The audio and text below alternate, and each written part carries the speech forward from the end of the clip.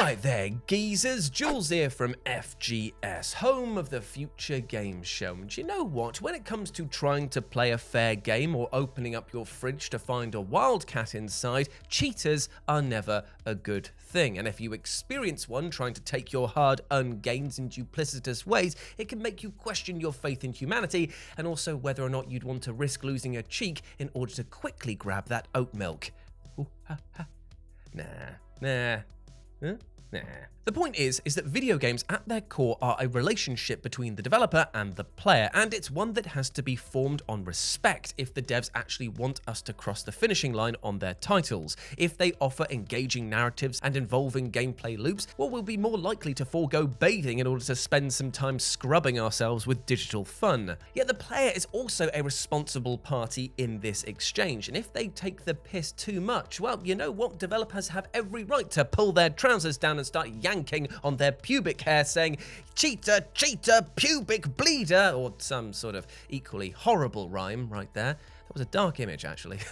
And that did indeed go places, but still my point stands. Do not cheat, or these games will let you and everyone else, including Tom, who I've roped in to help me with this list, know about it. So let's have a chat. As I'm Jules, this is FGS, and these are 8 video games that punish cheaters hard. And you know the drill by now. Of course it's going to be laden with deep cuts, because this is the deep cut on FGS with Jules Gill.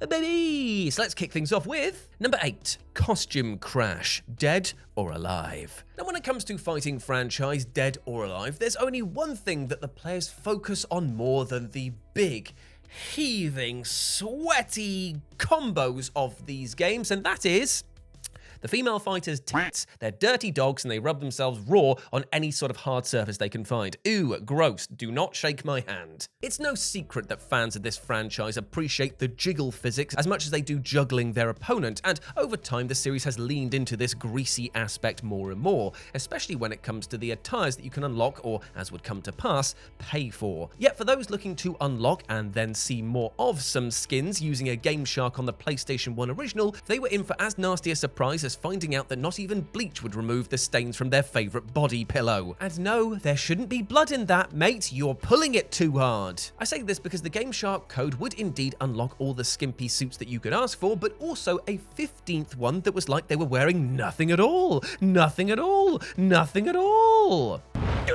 Stupid sexy Flanders! Yet before you begin pouring yourself again, what I'm actually trying to say is that this nothingness was an empty 15th slot. All the characters only had 14 outfits to choose from, and that led to a rather bizarre problem, because the AI, when it was selecting its character skins, would choose at random, meaning that that 15th slot could be hit, and your game and your save file would crash. This means that the only way to see all the goods, as it were, was to get good at Dead or Alive 1 legitimately, something that I imagine is rather hard to do with only one hand. Number 7, Flying Fish, Stormworks Build and Rescue. Back when I was a wee lad, one of the things I wanted to be was a trawler fisherman. A week stuck on a ship with a bunch of sweaty, manly men with little to while away the small hours. Note to self, start making a sea trailer dating sim. Anyway, back then I would have loved the game Stormworks Build and Rescue. You create your own vehicles and take them into fierce oceanic storms in various rescue scenarios. Plan and execute thrilling rescues in a variety of challenging crisis scenarios. It's like crafting your own disaster movie, but less Hollywood and more Deadliest Catch. Oh, and did you know, in Stormworks, the game can literally smell piracy. When the game detects that it's been pirated, the player's session is converted into a demo, not that they know this. The game operates as usual, letting you invest time in constructing vehicles or amassing money and stock. But here's the twist. A school of flying fish starts following you, and is as persistent as one of your exes. Upon catching up, they attach themselves to the vehicle, weighing it down and flapping their tails incessantly.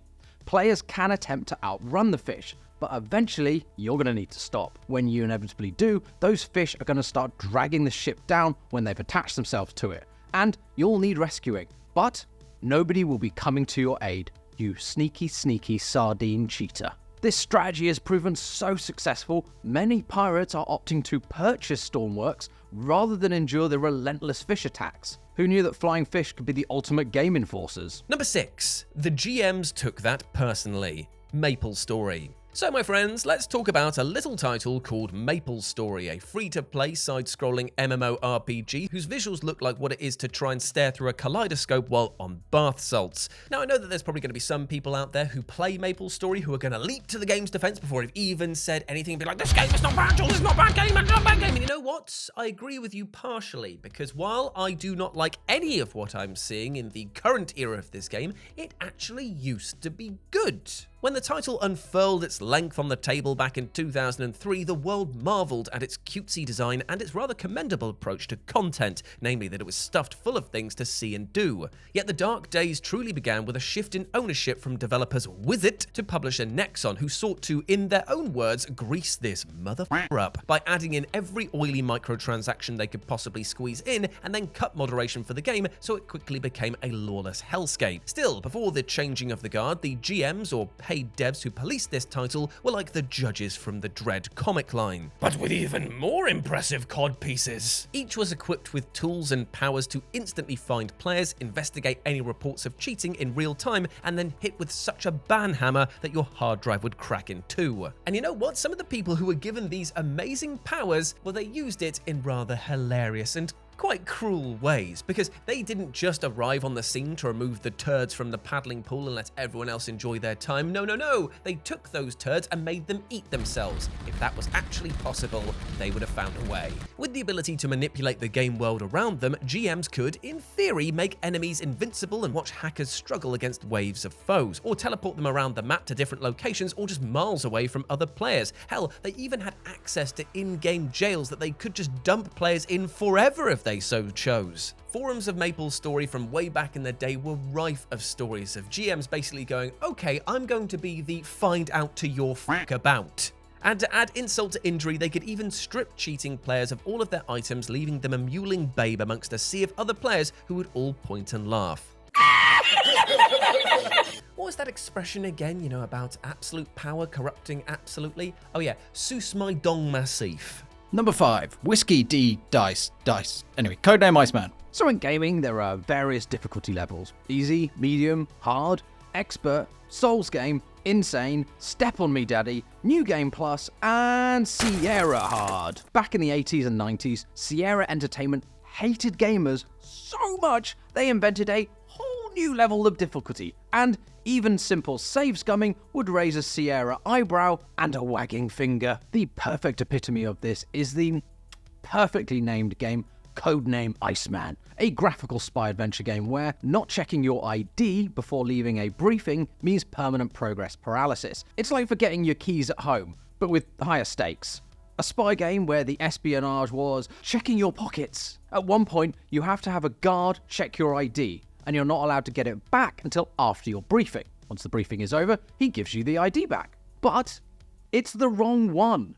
The game gives you no indication that anything is wrong.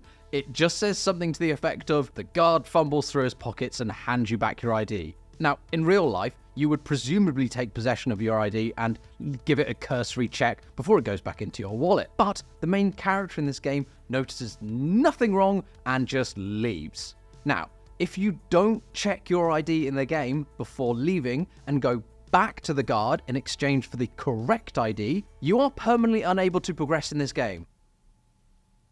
At one point, when you pick up a bottle of rum, a salty old git comes out of absolutely nowhere and challenges you to a dice game. Great, but in order to progress in the game, you need that bottle that he's got. But there is no forewarning of this happening, and most people might not have saved recently. More fool you, not that you should have known. The crewman accuses the player of cheating if the player repeatedly loads a previous save in an effort to win at dice. You are only allowed to do this twice. If you don't beat him and don't get the bottle, you can't advance the game either. So it's basically 2 attempts, and then you might as well chuck Iceman in the freezer, because it's going to be more use to you as an ice cube now than a gaming cartridge, you ice-cold save scummer. How dare you?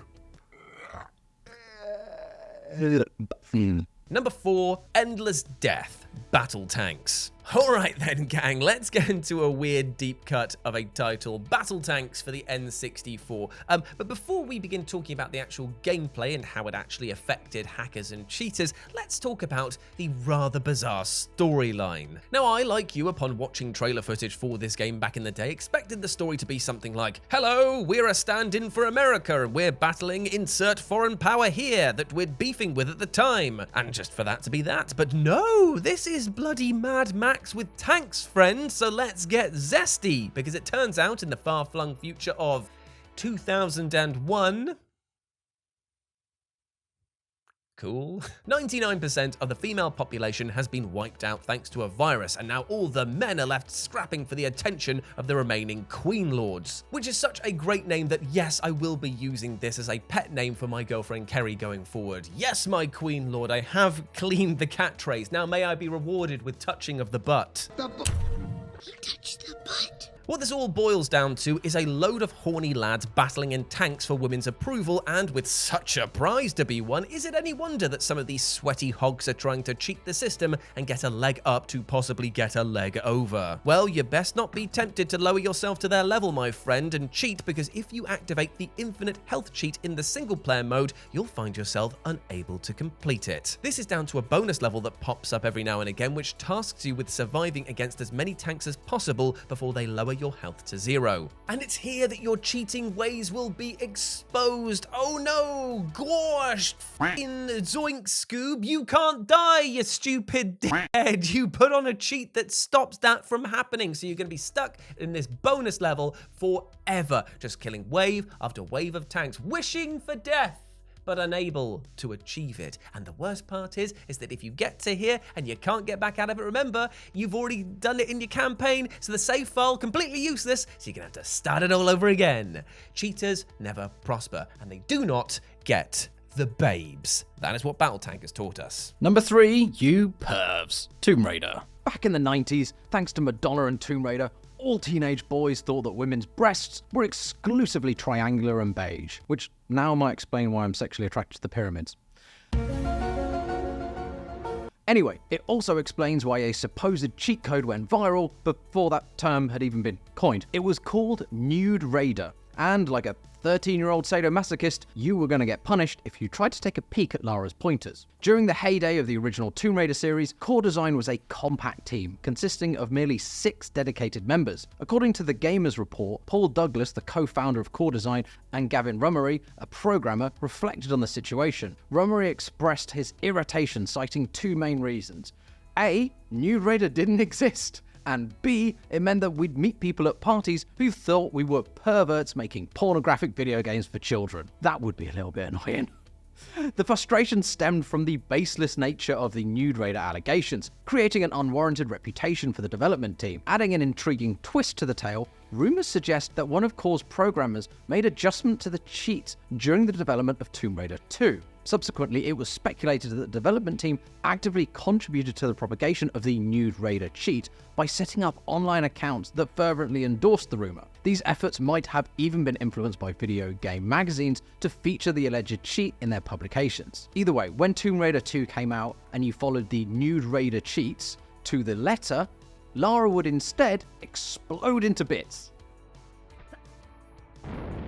So the lesson here is do not mess with a video game developer's sense of humor, that they might just explode your first true love. Number 2, jump scares forever. The Suffering. Now, when it comes to horror video games, the balance of power and resources is often heavily weighted against the player, so as to create a constant sense of pressure on them to manage their inventory and avoid fighting if health and ammo are scarce. Yet, it becomes a different beast entirely when your character can become a literal beast with a whole lot of anger issues. Welcome, my friends, to The Suffering, or as I like to call it, Tales of a Talkie Night Out. 3 pints in with your da. This little title called The Suffering is actually a title that works both ways, because here as the character Talk, you can find yourself being impaled, shot and munched on by all manner of horrors, but equally dish out a ton of punishment by succumbing to your rage. However, for players who talked the piss a little too much, pause for laughter, not getting any laughter, pause a little longer just in case people haven't heard it yet because of the delay. Nope. Okay. The devs were quick to remind them who was in the driving seat. Pause for laughter? No? Still checking in yet? Nothing. Fantastic. Cool. Now, the suffering comes with a whole slew of cheat codes that one can use, yet by inputting commands to increase your health or see you unlock all the weapons and ammo that you could want, you might find your blood pressure rising thanks to the jump scares in this game going into overdrive. Throughout the regular experience, the player will occasionally be hit with still images of horrific events, which most definitely will cause you to start blasting away at a piece of drywall more often than not. Yet, with cheats enabled, this is dialed up to such an extent that it feels like a full-on assault of the senses. So yeah, while it is fun to trundle through this game like a wrecking ball with infinite ammo, it definitely comes at the cost of one thing you can't defend against with all that muscle, and that is your psyche. Blah. Oh, scary. Oh, shiver my timbers. Shut up, man. And number 1 OP gift in World of Warcraft. So this one might get off on a technicality, but it's just too good not to include. The technicality is that the player was given a god-tier item from the company themselves and seems to genuinely believe he was supposed to have it and it wasn't cheating. He then got permabanned from the game for what he ended up doing, which was slightly harsh. So, what happened was, in 2009, an unusual phenomenon unfolded in the world of Warcraft. A guild was effortlessly conquering Uldar, even in hard modes, at an unprecedented pace. It seemed implausible that anyone could achieve such feats without some form of hacking, especially given the high profile and attention-grabbing nature of their accomplishments. Now, the guild's leader, a diminutive gnome warrior by the moniker of Karate Chop, exhibited an astonishing statistic. His largest hit dealt a staggering 3.5 million damage. Even by the lofty standards of the Mist expansion, this figure was notably immense. In the context of Wrath standards, it borderlined on the impossible. That is, unless you possessed a rather mundane grey plate, with stats so unbelievable that it could only have originated from Blizzard themselves. This right here is my favorite thing, ever. In the history of forever. I think about this every day. So what happened is, a few months prior, a member of Karate Chop's guild fell victim to hacking. Blizzard, in an attempt to rectify the situation, restored the compromised account. However, an intriguing addition was made. The Martin Fury, not to be confused with the lesser-known sibling of the Gypsy King, this level 5 item boasted an activation power that could obliterate all enemies in a 30-yard radius. This isn't a damage amount, it just got rid of the enemies in a 30-yard radius. Designated as plate armor, the guild member bestowed this powerful item upon Karate Chop, who could actually wear it. Assuming the item's inclusion was deliberate, given its origin from Blizzard itself, Karate Chop believed it to be a form of compensation for the inconvenience caused by the earlier hack. It's worth noting, though, that the item boldly displayed the label Cheater. Could have been a red flag that went unheeded, as the allure of such power proved irresistible. So, the guild went through the hardest challenges they could find, stomping everything in a 30-yard radius. And as a response, Blizzard stomps on Karate Chop. Blizzard struck back hard. They banned Karate Chop's account permanently. The fallout also hit everyone in Karate Chop's guild. They all received 24-hour account suspensions, even if they had nothing to do with it and weren't playing with Karate Chop when they were using the item. To prevent any scenario where it could once again wreak havoc on innocent and unsuspecting raid bosses, Blizzard also changed the murder shirt into a grey quality item. They changed its on-usability to the opposite. The caster commits suicide, instantly killing themselves, which is absolutely hilarious. Although, again, a little bit mean on Karate Chop, I feel. And there we go, my friends. Those were 8 video games that punish cheaters hard. I want to give a big thank you to Tom for helping me out with this list. He is an absolute legend, and you can go follow him on his social medias over here. And if you want to chat to myself or Kaylee, you can follow us on our social medias over here as well, my friends. I hope that you are treating yourself well. I hope that you're not trying to cheat yourself out of a good life. And you can start by doing that by just treating yourself nice every single day you wake up. Reminding yourself that you are a massive ledge and you deserve love, happiness, and success. We all do as human beings on this planet, all right? So do not beat yourself up for mistakes that you've made in the past. Learn from them, move on, and live a healthier and happier life, because that's all I bloody want for you, all right? And that's what you should want for yourself too. So treat yourself with that love and respect. Big love to you, and I hope you're smashing your life goals. As always, I've been Jules. You have been awesome. Never forget that, and I'll speak to you soon. Bye.